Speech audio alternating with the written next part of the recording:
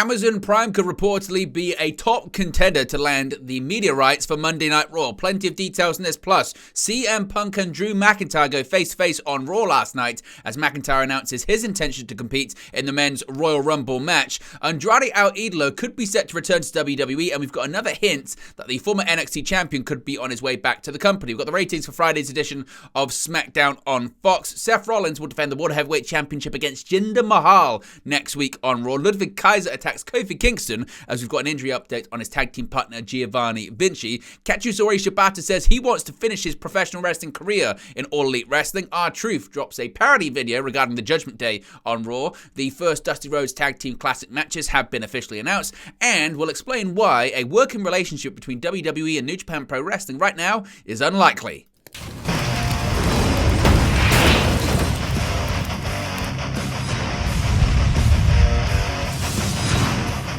Hey guys, welcome back to Wrestling News 365. Hope everyone is doing very well. As always, there are plenty of news stories to get into in the world of professional wrestling. Let's start off talking about Monday Night Raw and how it could be likely to land on Amazon Prime later on this year. Now, WWE has some huge deals in the pipeline for 2024, and we already know that SmackDown and NXT will have new network homes. Now, a major player in the streaming world could be in play for Monday Night Raw, or just WWE Raw if it moves to a different night, and their media rights.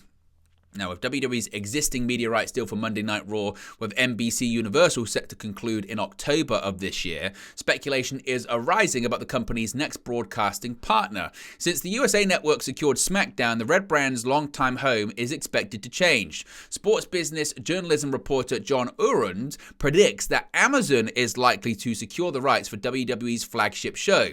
This would see Raw move behind Amazon Prime's streaming paywall.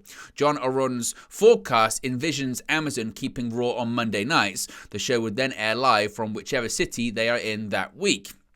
Amazon Prime has been trying hard to target a young male audience and provide Prime Video with an additional night of premium live programming alongside Thursday Night Football. Shifting from cable television to a streaming service would represent a notable transformation in the wrestling television rights industry. Now, this transition to a streaming service like Amazon Prime Video aligns with the changing landscape of television consumption right now. Cable television is experiencing a decline in viewership, while streaming services are gaining prominence. This shift has redefined how television content is monetarily valued. Streaming services offer precise data insights, enabling companies like WWE to accurately assess viewership and the value of their product. Utilizing streaming data alongside advertising revenue and sponsorships lets companies determine the worth of their brand when negotiating media rights deals. WWE may secure an incredibly lucrative deal compared to its previous agreement with NBC Universal after breaking down those numbers. Now, what about Warner Bros. Discovery? Well, Warner Bros. Discovery is also reportedly interested in WWE Raw's next contract. CM Punk may have even brought more interest from them as it ramped up after his Survivor Series return to the company. If WBD secures Raw, this could mean a big change is coming for AEW programming as their television deal is up at the end of this year. Tony Khan, who said that AEW's relationship with Warner Bros. Discovery is, quote, very strong, has already spoken on WBD's reported interest in WWE, and he said that it's, quote, a part of sports. Now, WWE has some big money deals in motion right now, but there is another contender if Warner Bros. Discovery and Amazon don't lock in the rights for Raw. The same article has proposed that Disney could enter the scene. Disney might consider a deal involving both renewing its existing UFC deal and broadcasting Monday Night Raw on its FX cable channel. FX was previously reported as a top contender to lock down the longest-running weekly episodic television show in history, and they may still be in the running. This alternative option would provide WWE with a broadcasting partner, albeit on cable television. So, what are your thoughts on this? Where do you think Raw is going to land? Is it going to land on Amazon Prime Video? Is it going to move to streaming? Are we going to see it go to FX and have a contract with Disney? Or could we see a situation where Warner Bros. Discovery kicks AEW programming off their network for WWE programming, specifically Monday Night Raw? Let me know your thoughts, your predictions about that in the comments section below. Now, speaking of Raw, last night we saw the return of CM Punk, and he went face-to-face with Drew McIntyre. With day one in the rearview mirror, Raw didn't waste any time in kicking things into high gear as Royal Rumble fast approaches on last night's episode. Harkening back to last week's unsuccessful challenge against World Heavyweight Champion Seth Rollins, Drew McIntyre admitted having a hard time letting it go before pointing right at Damian Priest's botched attempt at cashing in the Money in the Bank briefcase. But it was name-dropping CM Punk that sent McIntyre's opening promo sideways, with Punk taking that was his cue to hit the ring himself and address the Scottish Warrior. Blurring the lines between storyline and reality, McIntyre referenced Punk's checkered past and told him that he and the boys in the back have a bet going as to how long it will take for Punk to crash and burn and self-destruct in his new WWE tenure. He then called upon their previous time together in WWE, saying Punk failed him long ago when he needed a leader and that now McIntyre himself is the leader instead. The two traded a back-and-forth barb about Punk having never won the Rumble to this point, while McIntyre has, and then some promises were made, namely by Punk, who said the only person who can stop him from winning the Royal Rumble and accomplishing all of his goals is himself. Punk said McIntyre can't stop him, Rollins can't stop him, and notably, Cody Rhodes can't stop him either. Perhaps in a moment of foreshadowing, Punk said that on his way to a Rumble victory, he'd throw McIntyre out last. He then dropped the mic and exited up the ramp, with an annoyed McIntyre left to process the exchange. What did you make of the segment, the promo back and forth, and is it foreshadowing by CM Punk? Is Punk going to win the Rumble by eliminating McIntyre last? Let me know your predictions on that one as well. Now, Andrade out Idolo. There's been so much speculation about his future now that he's left AEW, and many expect him to return to WWE. Andrade out Idolo is, of course, officially done with All Elite Wrestling, with his final match taking place at the World's End pay-per-view and his defeat on the show to Miro. Following Andrade's departure, many believed him to be on the way back to WWE, possibly as soon as last week's Day 1 episode of Raw. While Andrade did not appear on last week's show, another major hint that Andrade could be on his way back to the company happened yesterday. Taking to Twitter, GCW announced that due to circumstances out of their control, both Andrade and Makioto were pulled from Friday's event. Now, of course, Makioto's was pulled from due to injury, having numbness in her arm, and taken a break from wrestling, while Andrade's absence is seemingly not known. Obviously, Andrade's absence could be completely unrelated to a potential return to WWE. Him being removed from upcoming independent events, though, is another sign that he could be on his way back to the company, and in fact has already signed a contract with WWE and possibly could be set to return as soon as Friday's episode of SmackDown on Fox. Speaking of SmackDown on Fox, we got the ratings for last week's episode, the New Year's Revolution edition of SmackDown on Fox, and as one would expect, the ratings were much stronger than the best of show the week prior. Friday night marked the beginning of a new year for SmackDown, even though much remained the same, with Roman Reigns still undisputed WWE Universal Champion and several others fighting for the opportunity to knock him off. The WWE was also looking to carry over SmackDown's strong viewership into the new year, and at least through one episode they seem to have done just that. WrestleNomics is reporting that SmackDown New Year's Revolution drew 2.465 million total viewers, along with a 0.67 in the coveted 18 to 49 demographic. To the shock of no one, these numbers represented a significant increase from the prior week when SmackDown aired a best-of episode. Total viewership grew a whopping 82% from 1.355 million viewers, while the 18 to 49 was up an incredible 139% from a 0.28. The numbers were the highest for SmackDown in total viewership and 18 to 49 since September 15, so several months as well.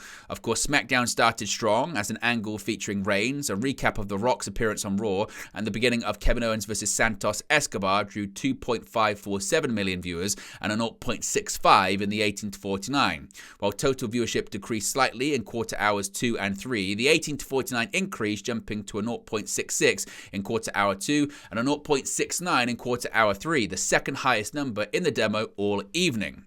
At that point, SmackDown entered the leaner point of the show, shall we say, drawing between 2.397 and 2.4 0.54 million and a 0.64 and a 0.66 in quarter hours 4 and 5, before hitting the low point in quarter hour 6, drawing 2.255 million viewers and a 0.64. From there, however, the show would close strong thanks to the number one contendership three-way match between LA Knight, AJ Styles and Randy Orton. The match began in quarter hour 7 with 2.408 million and a 0.66 and finished strong in quarter hour 8 with 2.623 million viewers and a robust 0.73 in the 18 to 49, a show high in both categories. So certainly good numbers for SmackDown on Fox on Friday. Next week on Raw, we're going to be getting a World Heavyweight Championship match, and it's actually a rematch from the first ever NXT Championship match back in 2012. After having a face-off in the ring on last night's episode of Raw between Seth Rollins and Jinder Mahal, an announcement was made for next week. Jinder Mahal made a return on the Day 1 edition of Raw last week, having an in-ring segment with none other than The Rock that has become the most viewed social clip in company history. However, this week he was back and interrupting the World Heavyweight Champion, who took umbrage but was open to the challenge. It was made official later on in the show that Seth Rollins would defend his title against Jinder Mahal on next week's show. Also announced for next week's show, we'll see the return of Intercontinental Champion Gunther and a pair of big tag team matches as R-Truth and The Miz join up again in their tag team Awesome Truth to take on Finn Balor and Damian Priest. So what are your thoughts on that World Heavyweight title match? And is this the beginning of somewhat of a resurgence for Jinder Mahal? Let me know your thoughts about that as well. Now, we saw a vicious attack last night on Monday Night Raw stemming from what happened last week on the show where a legitimate injury happened. Kofi Kingston was on the receiving end of a brutal post-match attack on last night's Raw, which saw Ludwig Kaiser get vicious. Seeking revenge from last week's match against Giovanni Vinci, in which Kofi Kingston landed a shot that knocked Vinci to the point that the match was stopped, his tag team partner held nothing back. While the match ended in a double countout, the brawling didn't stop there. With the pair fighting on the outside of the ring, while Kingston sent Kaiser onto the commentary desk, it would prove to be Ludwig Kaiser who would get the final blow. Gouging at Kingston's eyes, he then threw an office chair in his face. Kaiser then positioned Kingston for an attack on the stairs. While he feigned that he was complying with the referees and the producers who were trying to pull him away, instead Kaiser ran around to the other side of the ring to drop Kofi Kingston's head as it still laid on the steel steps. In a post-match interview backstage, Jackie Redmond caught up with Kaiser, who reiterated that last week Kingston took Vinci's head from him, and last night he took Kofi's away from him as well. Now, when it comes to Giovanni Vinci as well, we've got a bit of an update when it comes to Giovanni Vinci. WWE shared an official update on Vinci during last night's episode of Raw, with Michael Cole on commentary stating that Vinci will be out for a number of weeks. The nature of Vinci's injury is currently unclear. It could be a case of a concussion, which WWE wouldn't tend to announce. But as of right now, it's stated that Vinci is going to be out of action for a number of weeks. And let's switch gears here and talk about AEW. And of course, recently it was announced that Katsuyori Shibata is all elite and he wants to finish his career in the company. Of course, Shibata suffered what many believe to be a career-ending injury during a match with Kazuchika Okada at New Japan Wrestling Sakura Genesis in 2017. Shibata suffered a subdural hematoma and many believed he would never wrestle again before he eventually returned to the ring in 2021 in an exhibition match for New Japan Pro Wrestling. Since then, Shibata has worked almost exclusively for AEW and Ring of Honor, with him being announced as officially All Elite last month. Speaking to Tokyo Sports, Shibata spoke about his health and working for AEW rather than New Japan, where he said he wants to finish his career in AEW. He said, quote, "I can't work as an affiliated fighter. I guess that New Japan's decision is not wrong, but if there's no place for me, then there is no reason for me to be here. I've regained a lot of my senses after competing in AEW, and I feel like I want to finish my career here." When asked about his health, Shibata added, quote, "I've been checked by a doctor and I've been given him a medical certificate. If I don't clear it, I can't compete." Basically saying he's ready to go. Now, R-Truth, trying to get into the Judgment Day, has made a lot of people very entertained in recent weeks, and this week it was certainly no different. On last night's episode of Raw, a hilarious vignette aired of R-Truth as he explained his motivations for his lifelong dream of joining the Judgment Day. R-Truth explained his history with Judgment Day in a hilarious vignette that relied heavily on photo editing as he inserted himself into all of the members' biggest WWE moments. In a video that truly has to be seen to be believed, it actually lives up to the term hilarious in the headline. Notably, R-Truth calls Dominic Mysterio Tom and Nick Mysterio in the clip, which is already taken off online, so now you know why. After the video, Judgment Day was in their clubhouse and JD McDonough was the most outraged by the video. Damian Priest noted that the others should calm down. He found it kind of funny, but he can handle truth if it needs to come to that. R-Truth appeared at ringside to support JD McDonough and Dominic Mysterio, although both continued to tell him he wasn't a member of the group. McDonough faced off against The Miz in a singles match, which he inevitably lost, much to the chagrin of Ripley, Balor, and Priest back in the clubhouse. With the trio vowing that something had to be done, Priest promised to handle it, as Rhea Ripley said she was going to find Adam Pearce. So what did you make of the video package? Did you enjoy it? And are you enjoying this, I guess, storyline involving R-Truth and the Judgment Day? Now, NXT is back on our airwaves this evening, and the Dusty Rhodes Tag Team Classic begins. And the first matches of the 2024 Dusty Rhodes Tag Team Classic have now been announced for tonight's edition of NXT on USA Network. On last week's show, it was announced that the 2024 Dusty Rhodes Tag Team Classic was set to begin on this week's episode of the show. The first two teams were revealed on the show, those being an alliance between Baron Corbin and Bron Breakker, as well as the tandem of Axiom and Nathan Frazer. WWE has now announced the first two matches in the tournament for tonight's show, with Corbin and Breakker taking on Gallus' Wolfgang and Mark Coffey. The other match will see Frazer and Axiom face off against Hank Walker and Tank Ledger. WWE also announced that the remainder of the bracket and the final teams in the tournament will be revealed on this evening's show. So we're going to be getting more details about that. Who do you think, just with the teams you know thus far, would you consider the favourite to win the Dusty Rhodes Tag Team Classic? Finally, of course, there's been a lot of talk recently about WWE and working relationships with All Japan Pro Wrestling, which has led to some speculation. Hey, could we see WWE make an existing relationship, a working relationship with New Japan Pro Wrestling? Of course, WWE is searching for international partners, but it doesn't appear that New Japan Pro Wrestling will be one of them. Fightful Select reported that rumors of WWE's interest in working with New Japan Pro Wrestling aren't expected to manifest into anything, according to sources in both companies, due to the partnership between New Japan and All Elite Wrestling. WWE has long maintained an interest in having some form of connection with New Japan, but it is unlikely to become anything. New Japan Pro Wrestling already has its connection with AEW, which regularly sees each company send wrestlers to work for the other. Meanwhile, they also have a big annual Forbidden Door pay-per-view, which has been a big success for both companies. However, with new faces at the helm for both, a potential partnership is at the very least more likely than it's been for a long time. That is because Vince McMahon would usually squash any discussion of a potential partnership with another promotion, which is a barrier that WWE no longer has to deal with. Rocky Romero, who has played a pivotal role in other deals New Japan Pro Wrestling has made, did speak with WWE President Nick Khan several years ago. However, that conversation didn't develop into a working relationship between the two wrestling companies. While a potential partnership between the two might be a ways off, WWE has recently been working with All Japan Pro Wrestling. Charlie Dempsey recently represented WWE, specifically NXT, at All Japan Pro Wrestling shows, and they seem open to continuing that relationship. WWE is also reportedly interested in working with Stardom as well, but anything, whether that happens, remains to be seen. But there you go, guys. This is the latest pro wrestling news for you. Be sure to smash a like on the like button. Be sure to subscribe, bottom right-hand corner, and I'll speak to you again very, very soon. Hey guys, thank you for watching, listening, streaming, or however you come across this video today. Be sure to click on the video on the right there to watch our next video, or click the bottom there to subscribe, or the bottom right hand corner. Thank you very much, and I'll speak to you again very soon.